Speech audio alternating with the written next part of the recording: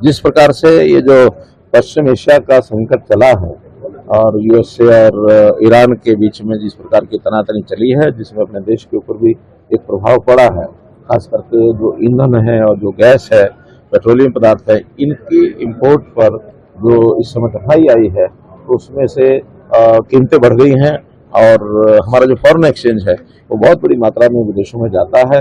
तो प्रधानमंत्री जी ने आह्वान किया है, बड़ा स्वाभाविक है कि जब इस प्रकार की अपील की जाती है तो जनता उसके ऊपर खरी उतरती है। हमको ध्यान में होगा कि लाल बहादुर शास्त्री जी ने एक बार आह्वान किया था कि देश में जब संकट यानी अन्न का संकट आया था तो एक समय का भोजन छोड़ने वाले लाखों लोग हो गए थे। उसी प्रकार का आह्वान प्रधानमंत्री जी ने आज किया है और बहुत इसका प्रभाव है। पार्टी लेवल से ऊपर उठ करके भी लोगों ने अब इसके ऊपर चलना शुरू किया है और मैं समझता हूँ इसका जो अच्छा परिणाम है वो सामने आएगा। देखिए, कोई काम अगर वर्क फ्रॉम होम से नहीं किया जा सकता, उसके लिए जाना ही पड़ेगा।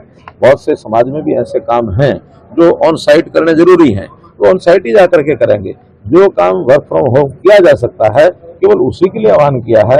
अब आज मैं यहाँ प्रशिक्षण वर्ग में आया हूँ, ये काम वर्क फ्रॉम होम नहीं हो सकता।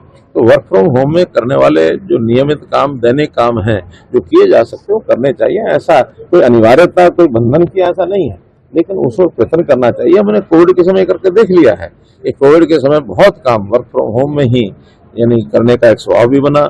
हमने उसको उपयोग किया, टेक्नोलॉजी का उपयोग किया, यानी वर्चुअल बैठकें भी हमने की। तो वर्किंग इस प्रकार की आवश्यकता पड़ने पर किया जाता है। आज ये आवश्यकता है तेल बचाने की, गाड़ियां कम करने की। अगर ये आवश्यकता नहीं रहेगी तो फिर जा सकते हैं।